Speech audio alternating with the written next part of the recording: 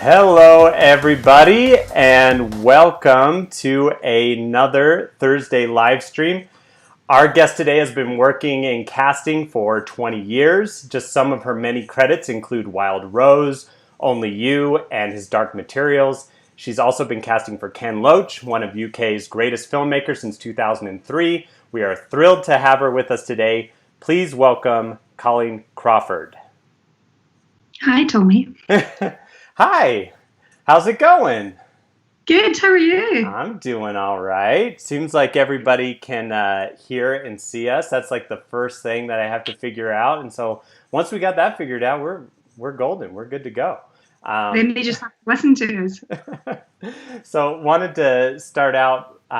You've been working in casting, like I said, for 20 years. What first compelled you to be a casting director, and when did you know this was going to be your career? I fell into casting. I mean, that's a really fortunate situation because a lot of people work and fight to get into casting.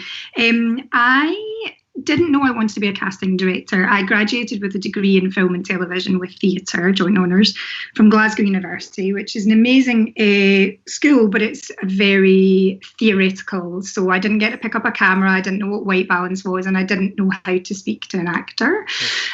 So I didn't even really know what a casting director was when I came out of my degree, but I was a runner for a while, as you often are. I had gone home to Scotland, having moved to London for a bit to work as a runner. And when I came home, I just sat down. I was back at scratch, unemployed, sat down and went, what am I interested in? What fascinates me? And people fascinate me. All sorts of different things, body language, energy, moods, trying to read a room and read a situation and imagine what people might be thinking and feeling. I don't always get that right. My husband will attest to, I'm sure. But yeah, no, I just really found people fascinating. And I heard on the grapevine in Scotland that there was an actor's agent who was looking for an assistant. And I called her name's Mariam Hunwick, and we still work together, and her as an agent, me in casting now. And I said to her, I'd like to apply for the job. And we had a good old chat on the phone. And she said to me during the call, do you know what? I really want someone who's invested in being an actor's agent. And I'm not sure that's where your future lies. I think you want to be a casting director. And she very kindly and patiently explained that position to me, explained the job and what it meant, and gave me a couple of phone numbers. And that led me to a producer who had set up a casting company, because actually this is the Ken Loach link. She had worked for Ken Loach on My Name is Joe. And then she'd gone into film producing. And so she decided, having noticed there was no one really doing film and television casting in Scotland, she set up a casting company, and she had just set it up like a month before. And I happened to call like all bright-eyed and bushy-tailed, and she asked me to come in and she hired me on the spot. So wow. I think I was the only person that called her, and she just went, Jesus, we need somebody, get this woman in tomorrow. And I started in casting the next day, literally, and I have absolutely learned it from the ground up the hard way, seriously the hard way. Wow, that's crazy. And it starting there, and now look where you're at now. Well, I just stuck at it. That's what I did. I stuck at it, and eventually I realized I could make a living, and that's kind of the moment that I thought I would stick at it. So it's amazing. What are some of the major differences between Los Angeles and London for an actor? We have a lot of people watching from LA. Really curious to know what the differences are between the two markets. I suppose that's quite a big question. I don't do pilots. I haven't ever been, we quite often have a lot of UK casting directors who collaborate with colleagues in North America and do lots of pilot casting for them. So I've only ever done like one kind of US studio picture, really working quite closely with the execs in the US. I do shows that are over there and are sold over there and all of that. So we absolutely deal in that market, but I just don't have that direct day-to-day contact. So for me, I actually picked my husband's brain about this because he's done pilot season a couple of times. He's an actor. And some of the things he spoke about were, I don't know if you would maybe find if you were to attend a casting in the UK, you might find it quite fragmented. You might come to a very small office in one part of London, another part of London, or you may go to a studio, but it's not get in your car, big old parking lot, get a security pass, go into a room of 80 people. And I know there are much more intimate castings than that as well. And I've certainly worked with some US casting directors who don't run big, massive shows like that in terms of a casting room. But yeah, I think it probably feels quite like lots of different kind of soldiers all over the city and the country, because obviously we have casting directors spread all over, and I have an office in Scotland. I don't know if we perhaps see a little fewer people in the room. There are just fewer actors, I think, because we have a smaller population. And I guess you work your way around the city on foot. I think tube it or leg it. You're either getting on the tube or you're running. You're not getting in a car, and you're not getting in an Uber, because you will get nowhere in London, in particular. You could do it in Glasgow, where my other office is. But I don't know if that's maybe some slight kind of general differences. And also our theatre scene is absolutely huge. I'd be really interested to know what you think about in terms of the theatre scene in LA, but it's absolutely huge here. We find a lot of talent by going to the theatre, which I did very regularly before. That's what we've always heard, is that just London's regional theatre scene is just massive and is considered one of the best. So I could see how that would be a difference. Not that LA doesn't have regional theatre, great theatre, but UK, they are kind of known for that. And I hope people tap into it, because we do hear, regardless of screen profile, we definitely find people for brilliant roles in this country through the theatre. I wanted to talk to you about accents. So lately it feels like every show has an actor who is mastering a regional accent. A great example of that is a show you worked on, Wild Rose. Jessie Buckley and her Glaswegian accent was terrific. Are there any tips that you recommend for actors trying to master an accent? I think there's kind of 3 or 4 things that immediately pop to mind. One is, unfortunately, a spend. Invest in a coach. Mm-hmm. So I think if you have friends who speak with that voice, ask them to record the lines, send it to you in a voice note, and just listen to it over and over again. But if it is possible for you to invest in a coach, and people should only ever spend the money that they can afford, I think it's particularly vital right now when we're all in a different situation. But I would say investing in a coach is I have seen results from that. Because not only, and it doesn't have to be more, it might only be an hour on Skype. I mean, I've seen people do an hour with a coach and get really brilliant results. And a lot of coaches cut deals when it's a direct contact. We hire them at a certain rate onto a production. It's a very, very different rate when you're an actor. So I'd say that, because not only will you have that accent for that audition or for that job, if you've already got the job, you'll have it in your canon going forward, and you'll be able to alter it, pull it out again in the future with just a quick brush up, maybe listening to some tapes or films of people with that voice.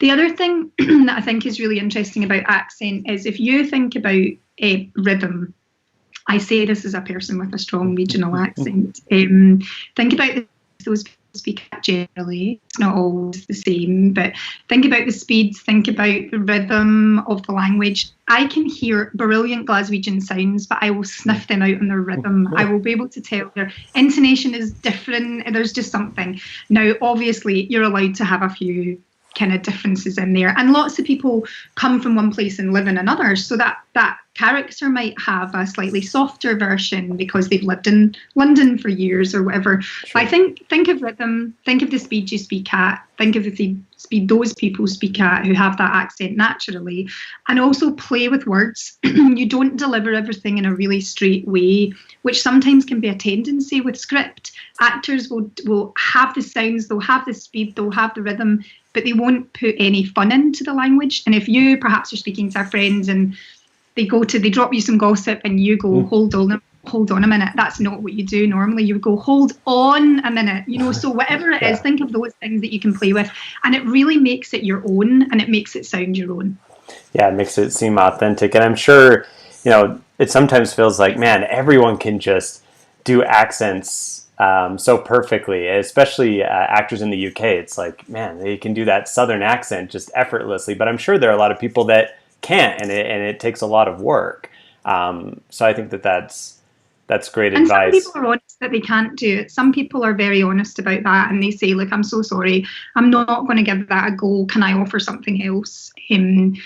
Yeah, and sometimes, yes, it may mean you don't get the part, but it might also just put it in that casting director's head that there's something else that you can do, and they'll say, actually, that works. Why not just do it in Manchester, or why not do it in New York instead of Utah, or whatever it is? So. Yeah.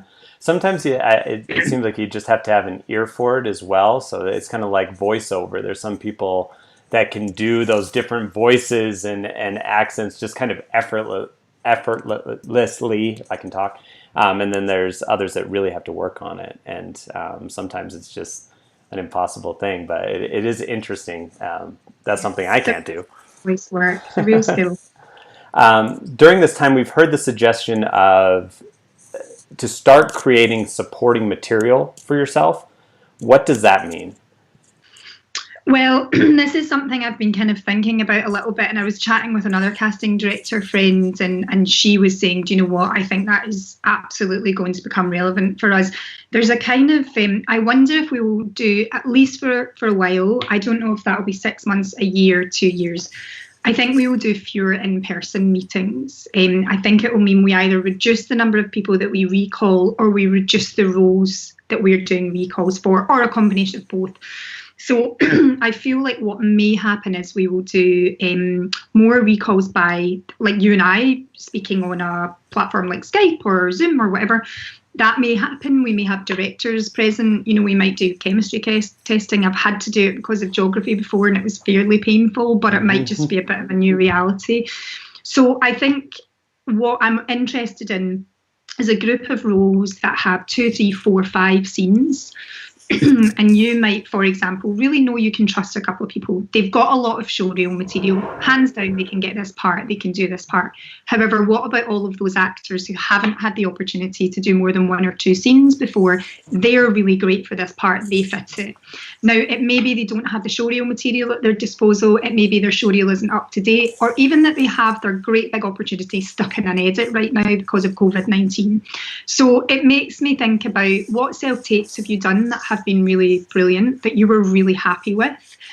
What self-tapes can you create in a way? So if you were to get some material that you're allowed to share, I mean, obviously be careful that you're not using a script that shouldn't be out there, that was originally kind of protected by all sorts of agreements. Sure. So be careful about that. But perhaps you just do a scene with one other person.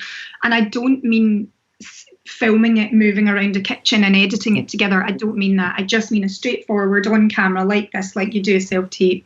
And you perhaps have 3 or 4 of them ready, that when this casting director contacts you and says, look, I just need a bit more, you know, it's been the couple of self-tapes that you've done for us have been absolutely fantastic, but what else can I show my director to get you from real strong interest to offer?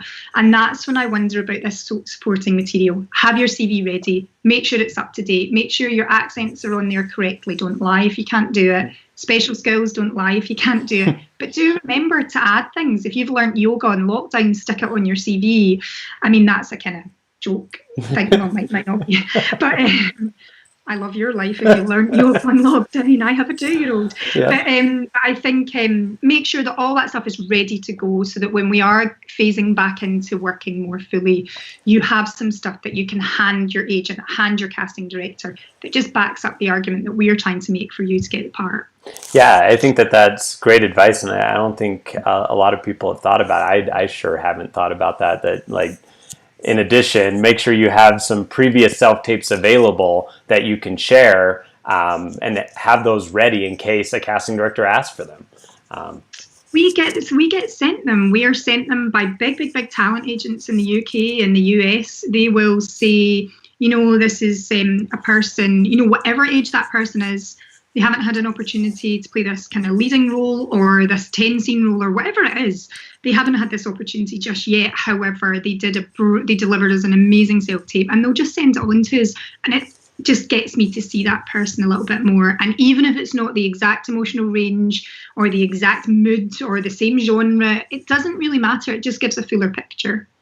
That's great. To me, anyway, it doesn't matter to me, but maybe other casting directors are like, what's she talking about? I'm sure others will find that super useful. What's something, so in addition to the supporting material, had a lot of questions from actors regarding their showreel. So what's something you're looking for in a showreel? This changes every couple of years. It's a hard question. There's a lot of video material out there now. There's a lot of video material that we have access to. And I think that for me, I'm not mad keen on fake showreels. I'd rather see 3 good, clean self-tapes. By clean, I mean well lit, well, not professionally, just even like this, get decent lighting, decent sound. So I'd rather almost see 3 good self-tapes than I would necessarily have someone who's perhaps invested in a weekend of like shooting a short film that was specifically designed for showreel. I think go and do all the short films you can and cut them onto your reel if they're really good, but take a critical eye to it. Do a straw poll of actor friends, producer friends, director friends. I mean, ask your family and friends who are not in the industry as well, but really take a critical eye to that stuff. Don't just shove in the crying scene because you think it shows you can do emotion. That's sort of a bit of a cheaty trick that we notice in a lot of reels. But I think it's decent bits of dialogue. If you've had the opportunity to do lots of kind of smaller things that perhaps have a reaction shot, I'd be really careful about doing like a montage of just reaction shots. Like I say, I'd rather see a couple of really good scene reads that you've done than I would see something like that. So I think in terms of showreel, it's really just what can you show me? If you've got 2 brilliant scenes that you've done, but they don't show an accent, it's still better than nothing. Perhaps have an accent on a self-tape that I can look at. But we don't really need a montage particularly. Is that fashionable in the States? It's going out of fashion in the UK. Sure. Yeah. I mean, it varies. I see so many different variations of show reels and demo reels. So it's hard to say what's popular because I don't know how recently it's been updated as well. So, but we see quite a variation of different styles. But I think that's good advice to just kind of look at it with a critical eye and say, okay, yes, this is one of my credits, but is this the best thing that I can put forward to a casting director?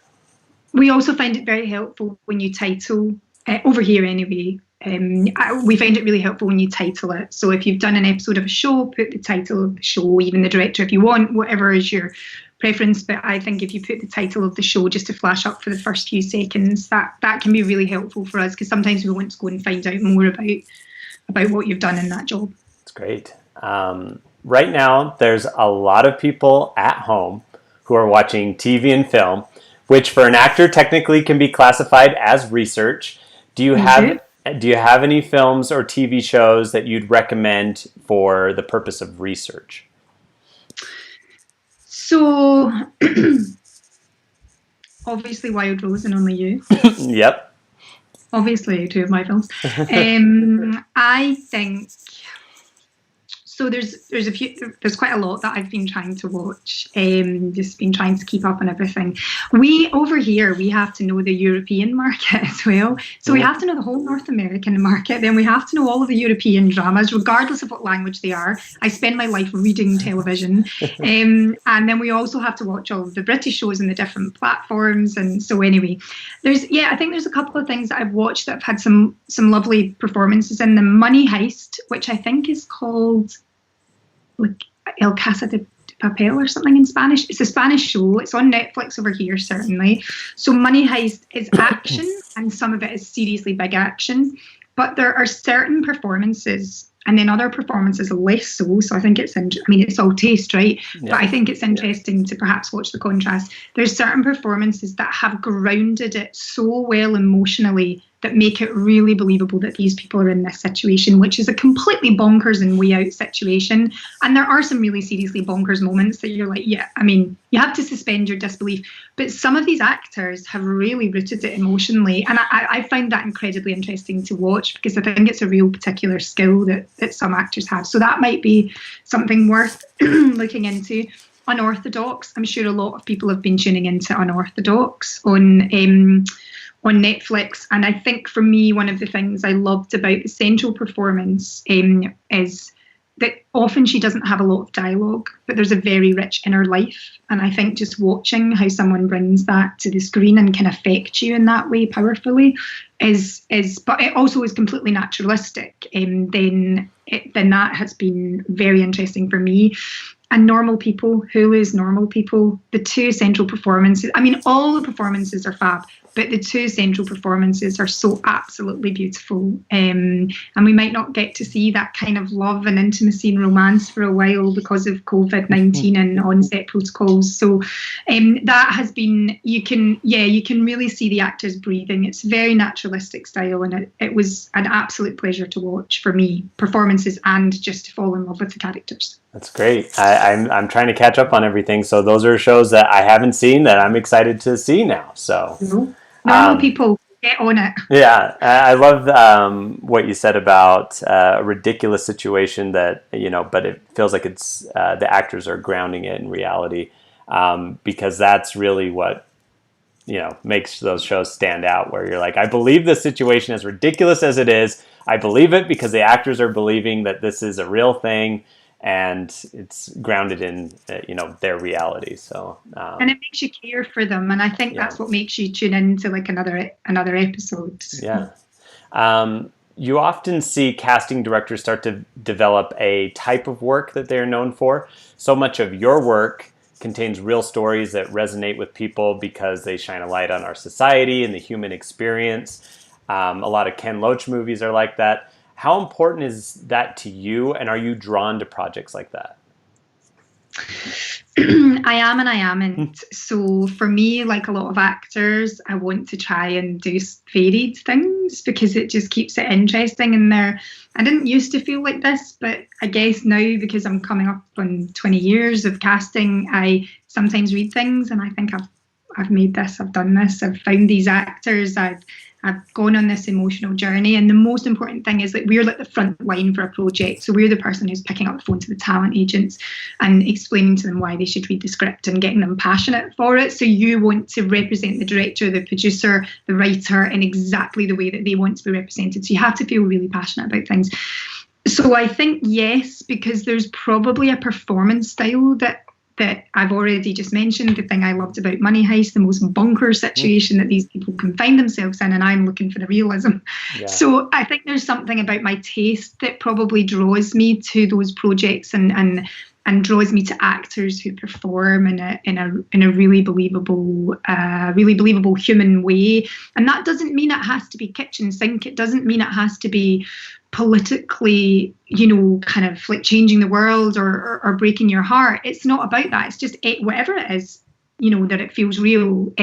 So yeah, I do think I am drawn to that work, but I'm also always trying to make sure that I do something different. So last year I did a show called I Hate Suzie with Bad Wolf, who also make his Dark Materials, and it's amazing. The central actress and creator is Billie Piper. Our writer is Lucy Preble, who's also one of the execs and writers on Succession, which is amazing. Mm-hmm. So these are incredible people to work with, but there's a lot of full-on performances, full-on moments. Again, Billie grounds them. She's a stunning actress, but there's also like way out circumstances in it, and that was really fun to cast because we had to get people who could really go with that. There's dream sequences and things, sure. And we had to get actors who could play dream sequences when they're behaving very erratically or violently or whatever it was, and that was like a different set of muscles for me to just find the right people with the right temperature for those roles. Yeah. So I do try and keep it varied. Yeah, no, I love that.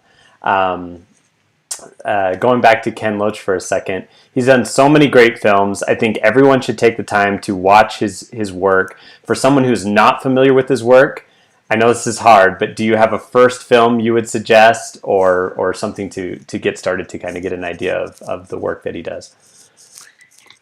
I think a couple of different answers to this. One would be,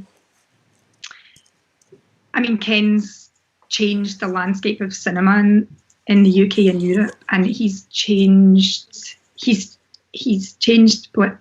policy, he's changed government policy. The man is incredible. his mind is incredible. His writers that he's worked with over the years, I've only ever worked with Paul Laverty with Ken, the writer, and they are, first, they're an absolute laugh. Yeah. They're total mischief, but they just have the sharpest political minds, and they really care about the stories that they tell and the people who they draw those stories from, because everything's based on almost everything they write is based on an individual conversation, a person that they met in a hostel who told them, this is my situation, and explains it, and they put it together with the bigger politics, the larger politics, and they shine a light on things, but from a very human perspective. But I would say that when I'm with Ken, he gets stalked quite a lot in the streets, but he's quite kind of well known, and so he gets stalked a lot in the street, and people always talk about Kess, his film Kess. So I would say that's a real classic to get your hands on. People in North America may need to turn the subtitles on a lot of Ken's, because we go regional, we go heavy regional. We start by geography, we go to the city the story's set in, we meet everyone there, known actors, unknown actors, people who are in regional theatre, people who don't have agents, kids theatre groups. We go deep in the community. So, and then I would also say, if you're looking for something a little lighter, then two films that I've done with Ken are Looking for Eric, with the very famous European footballer Eric Cantona, ex-Man United player. So Looking for Eric is great, and also The Angel Share. And if you are looking for something that's very current, there's two films which are I, Daniel Blake and Sorry We Missed You, but definitely have a tissue for I, Daniel Blake, and probably Sorry We Missed You. I, Daniel Blake is, I only have met one or two people who haven't been devastated by it. It's punishing politically as well. Yeah, but sometimes you have to be in the right mood for that kind of film. But when you're in the right mood, his films are great. What changes do you foresee in the casting process moving forward? Obviously, we're in I was talking with a colleague, and we use the word unprecedented way too much, but it is an unprecedented time. What changes do you think that we'll see moving forward? I think a lot of us will be working from home a lot more. I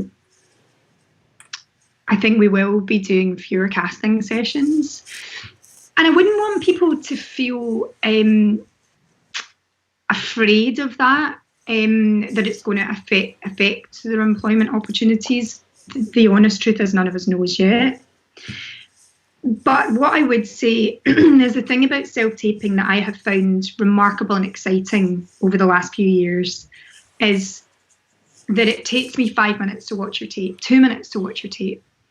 It takes you a long time to do it, and we always respect that and try and be considerate towards that. However, what it does also mean is that we take punts on people. I don't know if that translates. We just take a chance. So we just say, someone calls us and a talent, or an actor sends us their CV in directly, and we go, we'd love you to tape, thank you so much, and we will watch it, and they may just get a shot at the part. I saw someone recently who wrote to me because he was so passionate about a novel that I'm working on the adaptation of, a novel called True Things About Me, and it's Only You, the director of Only You, it's her second feature, Harry Wootliff, and he wrote to us because he loved the book so much, and it was such a beautiful email, and we asked him to tape, and he came down to the final couple of people for this one part. So it really can pay off. So I would say not to necessarily be afraid of that. I do think it will affect the decision process, and some people may not get their opportunity to fight in the room if they're really good at it, but it's another reason to get great at self-taping. And then hopefully things will slightly ease off, and we will be in situations perhaps when rooms have been adapted, there's more ventilation, we can open the windows without too much noise, we've got better microphones to make sure we're not picking up the street noise. Whatever it is, there will be things that will change, and it may be that the virus comes under control and we can start to see each other a bit more face to face. But I think self-taping is just going to become a huge part of our daily existence, an even bigger part of our daily existence. Sure, it's going to be more and more common. Do you have certain checklist items for every actor when sending in a self-tape, and are there self-tape mistakes that you regularly see? Just general advice for people, assuming we're going to be sending in a lot of self-tape soon? So I thought you might ask me this, and I jotted down some thoughts. Do you know, I always think they're really basic, but there's no harm in running through the basic checklist. And I'm so sorry if any of it sounds deeply patronising, because probably anyone who's listening right now will be just going, yeah, I mean, obviously. So I'm not necessarily going to have the biggest gem in the world for you, but if I may reinforce that you're doing the right thing, or I may perhaps remind you of a ball that you're dropping, I think really light is a huge one. And actually, this is something that comes up. I'm sure none of you do it, but people shoot themselves against windows so I can see their garden. It looks beautiful. They're like a black silhouette. It's extraordinary. This happens, and this happens with really, really experienced actors. So make sure that you're in good light. A tip from Ken Loach, actually, when it comes to all his auditions, we shoot them side on to natural light. You can't always do that. You have to wait for, your shift to finish, your kids to go down, whatever your personal situation is. Evening light, is absolutely fine. Artificial light is absolutely fine. But just make sure it's not creating the terrible, probably the big shadows I've got on this side. It's not creating those terrible shadows and changing your features. I think if you can go side on to natural light, you get a nice bit of light here, which is well lit because I'm side on to a window, but you get a bit of kind of depth here because there's no window here. That's what Ken does all his auditions like. It can look good. Great if you've got a kit and you can light yourself properly, fantastic. But just make sure I can see you clearly.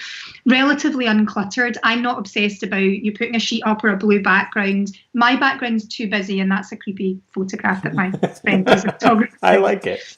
Massive creepy photo behind me. But I think relatively, don't shoot it against the spice rack. But I don't mind if, there's, a light fitting and that's okay, and a picture even. And I would say make sure I can hear you, and make sure you've got a decent reader, or that you have really nailed, if you are shielding, as we call it in the UK, which is spending more time on your own because of a particular health condition, make sure that you've got it nailed with recording the other lines with one of those systems, but try and get a decent reader if you can. Some people can shoot really well with the person reading on Skype. I can tell that the other person's on Skype, but actually it has worked quite well for some actors. So make sure that person isn't distracting. If you have a go-to faithful friend who's always available, but frankly they're doing too much, either ask them to tone it down, tell them to stop doing the accent, whatever it is, just a simple reader, and make sure their level is good with your level. Sometimes if they're next to the camera, it's too much. Know the material. Now, one of the things that may be slightly different over here is we tend to try and give you less material. That may slightly change now that we need to get more coverage on self-tape, given COVID and the audition process, so you may start getting more scenes. But even if it's just one of the scenes that you've got, know it really, really well, because I think it just allows you to give us exactly what we need to show the director, the producer, the execs, even just us, because we do sometimes get quite a lot of tapes that are a bit like this with the odd glance up in it's no use. So know your material, even if it's just one scene. And I think include an ident if you can with a long shot. It's really helpful because we're not meeting you. It's great to get a sense of your height and everything. Label your files.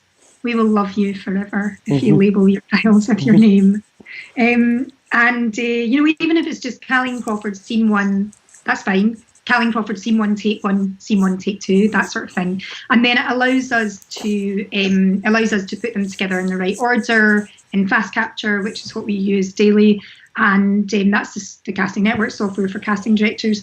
And then we upload it to casting networks for our clients to watch. You can send us it all as one video. We do understand if you do that. Either for my company, either is fine. We don't mind if you cut them all together.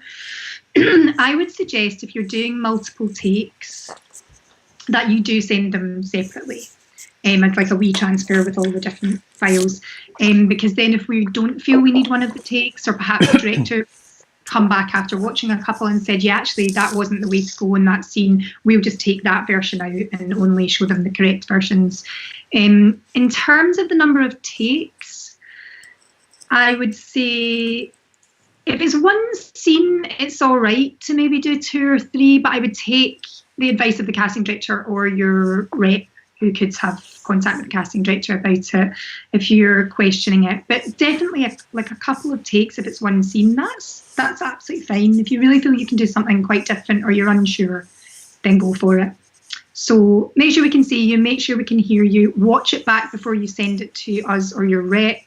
and make sure that the links that you're sending on are working, that they're downloadable, and know your material, decent reader, label your takes, and include an ident.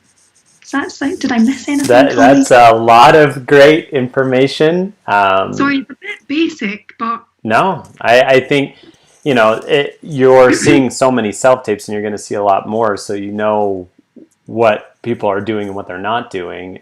So if you follow those guidelines, that, is going to put you in a great position to have a self-tape that's not distracting, that, puts you in the best light. So we are going to go into a couple emailed in questions, and then we'll go to the live chat because we've had a lot of questions come in. Yeah, so we'll start with the emailed in questions first. I hear a lot of casting directors saying, we can use this time to find new young talent. I'm about to turn 50 and have been acting professionally for over 20 years. What hope is there for someone in my position? So I would rephrase that as suggestions for experienced older actors. Well, I've got your back. I'm not particularly focusing on young talent in this time. We are always looking for fresh talent. Sometimes it's easy to rely on the actors that you know and that you, and that you really trust to just nail the part. But that would be very boring because you would be casting the same people again and again, and there are far too many interesting people out there who you don't know yet. Your horizon of experience can only ever be your horizon of experience. The theatre that you've seen, the shows that you've seen, the reels that you've watched. So we are always looking for people of all different ages and playing types and with skill sets to basically... we're just always looking for fresh talent. I'm not sure if I have specific advice for older actors in a way that I wouldn't say it to anyone. Again, it's just have all your stuff in order, be ready, for when we're all kind of fully going back to work, and show yourself in the best light.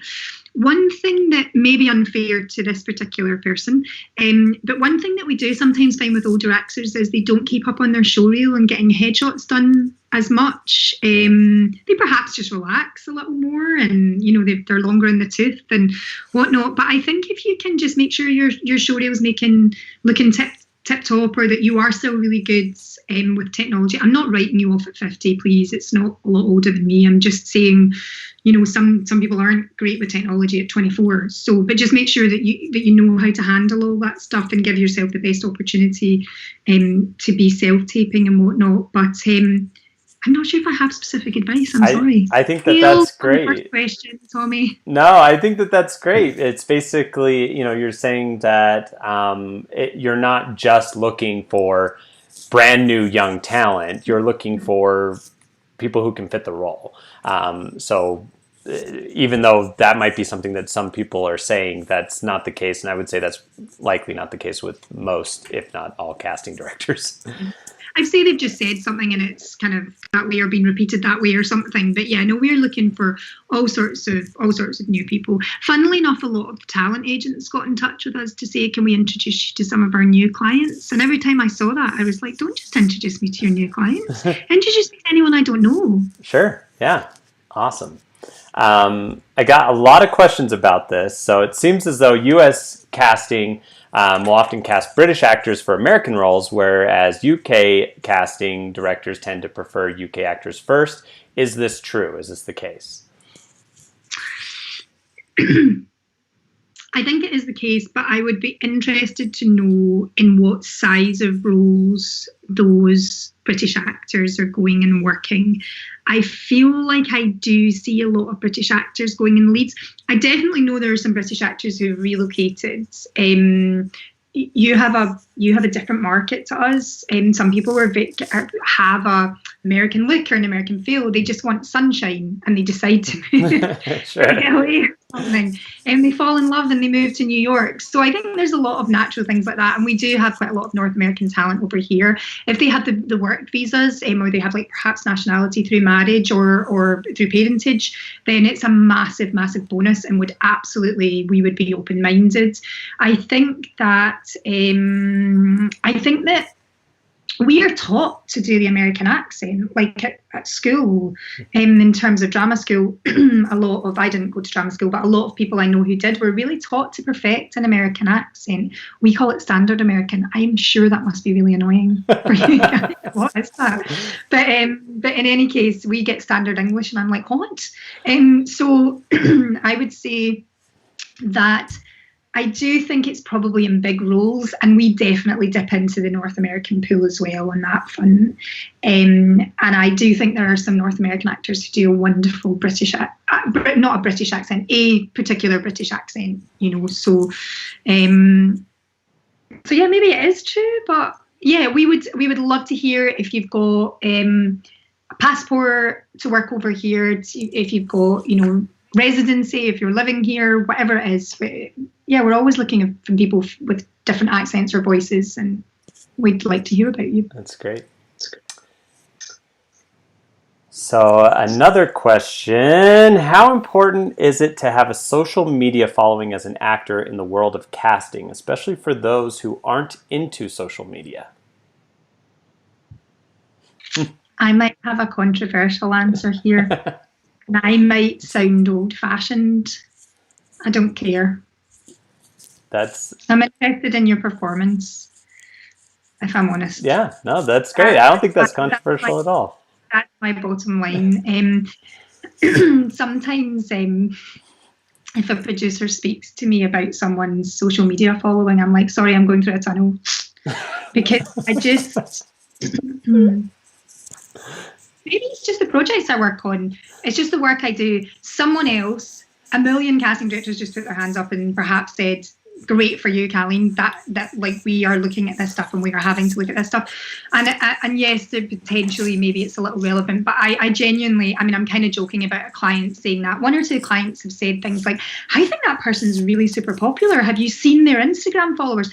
But it will be like a passing comment. It will be almost because someone's, I don't know, saying like who.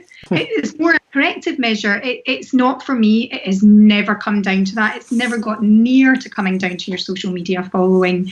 And your social media for me allows me perhaps to see a side of your personality. You've got a great sense of humor that comes across. Like Ryan Reynolds is funny as, but it's not. No, I'm not looking at that. Yeah, I think that's a straight answer. So I'm going to... Maybe it'll change. I'm going to go straight into the questions and the questions from the audience because we've received a lot. So I want to make sure we get to as many as possible. So I am going to pull this first one from Mark. Mark says... I've been successful numerous times in booking commercials and get seen all the time, but just cannot get seen for TV and film. Am I doing something wrong? I don't know who your rep is, so I don't know if you've got an agent who's more known for repping commercials talent. That can sometimes be part of it. I don't know what your headshot looks like, because sometimes it's a smart idea to have a headshot that's taken by someone who shoots a lot of people who do drama. This sounds really weird, but there's a slight style difference. Dancing shots, headshots, classic headshots for drama, or for kind of fiction, and then also commercials headshots. So maybe take a look at your headshots, have a think about whether they're like feeling quite like they're leading towards commercial work. That might be part of it. And maybe just do some of those good self-tapes and have them ready to send to your agent to forward on. Have a conversation with your agent. Make sure that they're repping you right. Make sure that I'm assuming you have an agent, Mark. But make sure that you're kind of, that they're pushing you in the right direction. And take a look at your CV. Take a look at what's on your CV, and perhaps if you do have some kind of fiction work on there, perhaps you reduce the number of commercials that you're showing on there, or even just have a line, Mark is a very successful commercial. It could be something like that, but I don't know if any of that really helps, or maybe you need to do more scene work. I don't know. I'm not saying anything. It's just a thought. I'm going through the various possibilities. Yeah, no, those are all great advice. Another question that we had is, what can a French actor with an accent, or what would they need to do to help get cast in a UK production? I'm kind of rewording this a little bit, but basically, I'm an actor, let's just say, from France. I have a strong French accent. What would your suggestion be for me to get roles or get cast? We actually see quite a lot of accent. We see a lot of actors whose English is their second language. So, because I have a strong accent, sometimes that gets in the way. Has anyone turned on the little closed captions? I think it really depends on the backstory of the character. Sometimes there is a little kind of thing when people go, yeah, but why is the character French? I really try and discourage my clients not to think like that. I talk about, the UK is a melting pot, the States is a melting pot, Canada's a melting pot. Well, there's a lot of French speakers there, obviously, but I mean, so I try to discourage them from thinking that way, and to just be open-minded. We've actually seen a lot of international talent in the last couple of years, particularly for His Dark Materials, because it's just a whole blown open world. I mean, it's multiple worlds, but we just blew it all open and just didn't worry about it. That has been great fun.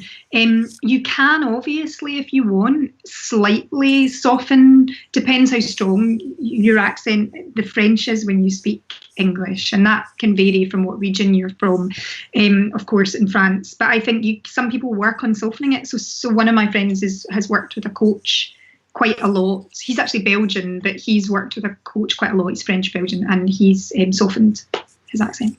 Great. James said he would love to hear Kahleen's insights and advice about making bold decisions in the audition room and also in self-tapes. How bold are we talking, James?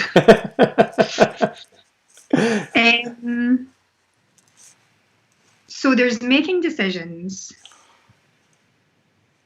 and there's making decisions that don't make any sense. So I think it's absolutely fine to make choices. So I don't want to get too caught up in the semantics of the word bold here, but I don't want to mislead James. So I think that I would say it's good to make a choice, but make sure that you have found out as much as you can about the material. And I'm aware that lots of scripts, you don't get the full script. We try and give it out if we can. It's not always possible.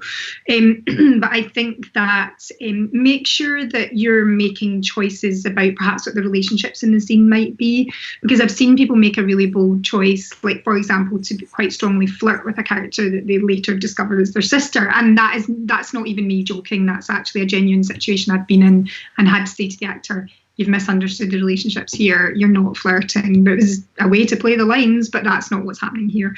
So I think I think that it's good to make choices and create a character and have a backstory in mind that is either something of your own, a sense of perhaps what's happened to that person in that day. Let's imagine it's a doctor that you're reading for. What is that day going like for the actor? For the doctor, sorry. It's okay to put kind of shades of things like that in, and I think that can really separate you from the other people who just read it like dead straight. But I think bold, it depends really. Just make sure that it makes sense. If you're talking about things like, should I be running while I'm doing the scene, I'd almost say it's better to get yourself out of breath and stay still and then do the scene a little out of breath, like to suggest what might have just happened. The person's been out for a run and bumped into someone, or two people are running together. Maybe don't run on the spot unless it's specified that you want to do that. Have I said anything useful, Tommy? I'm kind of guessing slightly. Yes. To give an example, I would be able to answer that specific one. But if any of that's general, make choices. But yeah, I'm seeing lots of thumbs up. So I think that's great. That's great advice. Hannah asked, I am a dual citizen of the US and UK with passports for both countries. I've been working in New York, but would like to start working in the UK. How would you recommend I break into your market? I think it would be great if you are ever able to travel again. No, if you're flying over, perhaps you ask your representation to reach out to some casting director friends of theirs or to some agent friends of theirs. You have to be prepared to get yourself on and off planes if you are going to do that. If you're going to either get rep here or you're going to reach out to casting directors here, you have to be prepared to essentially, I'm afraid, put your money where your mouth is. Now, there may come a point when actually we're in the situation that we would agree to your costs and fly you over, and that's fantastic. If you get a really big part, that's brilliant. But if you're talking about breaking into a market where you're perhaps not known yet, then I think you have to be prepared to facilitate that lifestyle of kind of going backwards and forwards, maybe even just for the recall. We've done loads of self-tapes with people who are based in the States, and then they've either been flown over or they have flown themselves over for the recall, and it's paid off a couple of times, either in a long-term relationship with the casting team and the producer and director, or getting the part.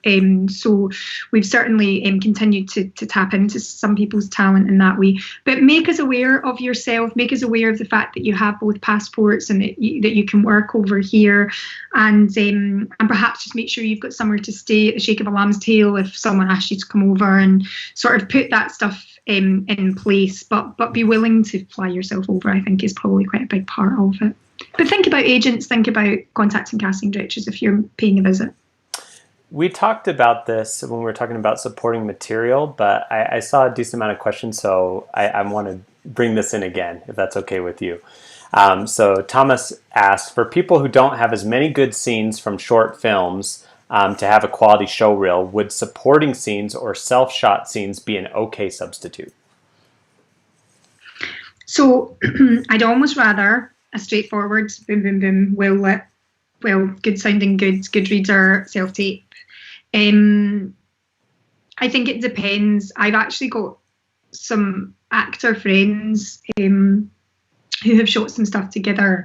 I mean, actually, a couple of them are really quite well known now. I shall not name them, but they're really quite well known, and they have gone on to do really well. And this may be in small part to some of their own short stuff. I don't know if it got them auditions, but there's a couple of people I know who were really good at that stuff technically, so they were able to use each other and shoot really good little scenes. But I think sometimes not dressing something up as a drama or a short film is by making just a self-tape is better than not quite getting it right, not quite having it professional looking.